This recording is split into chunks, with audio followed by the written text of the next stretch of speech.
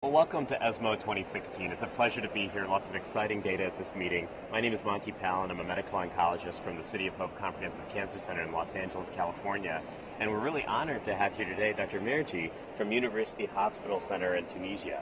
She's a world-renowned breast cancer expert, and we're thrilled to have her here today to comment on some of her own findings related to patterns of metastasis. So before we jump into your data, Dr. Merji, I wanted to ask you, what are some of the typical patterns of relapse for patients with breast cancer? Early breast cancer in Tunisia is the most common presentation. Around 80% of patients are diagnosed with early breast cancer, such other parts in the world.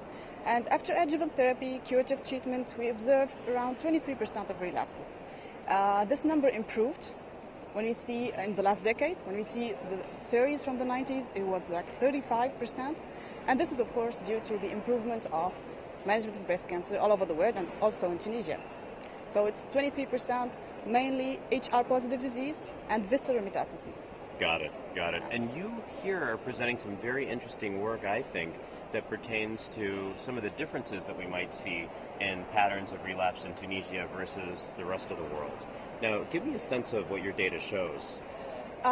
Incidence of breast cancer in Tunisia is increasing, and we have around 25 to 300 new cases per year. What is particular in Tunisian patients is, first of all, age. Median age of diagnosis is around 50 years old, which is 10 years younger than what we see in Europe and in the US. Also, median tumor size diagnosis is pretty high, with locally advanced disease frequently observed. Median tumor size is 4 centimeters. We need to work on that to improve outcome of our patients. Also, we have a particularly higher inflammatory breast cancer cases. It's the most aggressive presentation of breast cancer. We have an incidence of 5%, 5 to 7%, and when we look to Europe or US, it's 1 to 2%.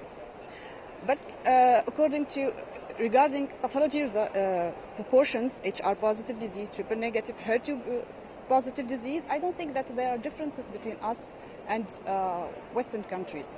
BRCA mutations, we don't really have an idea. We don't know the prevalence, we don't know the spectrum of mutations, but we have work in our hospital and other institutions to collect blood and samples from patients in order to focus on this BRCA mutation spectrum.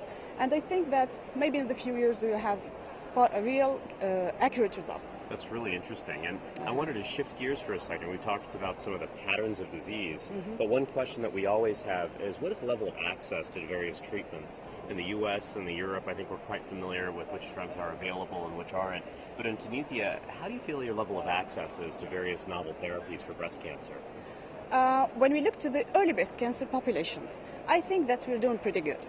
I mean, we have oncology expertise, we have access to several diagnostic and imaging procedures.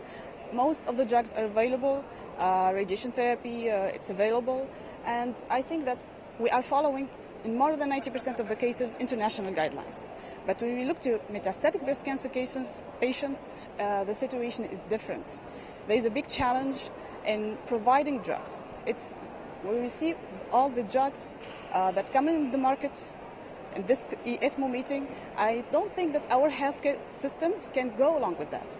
We have, as low-income countries, limited resources and several economical issues. We are trying to negotiate with the health insurance system. The Tunisian Society of Medical Oncology elaborated guidelines, local guidelines, and we can convince the authorities to consider those guidelines in discussing, negotiating reimbursement of new drugs. This is a step, but there are a lot of steps to do, and access to several targeted therapies in the metastatic setting is not really established in my country, in Tunisia. So still some areas we could potentially work on. But big areas, big challenges. Absolutely. It sounds like you're making some amazing progress. Thank you so much for spending some time with us. Thank you. It was a pleasure for me. Thank you. Have a nice day. You too.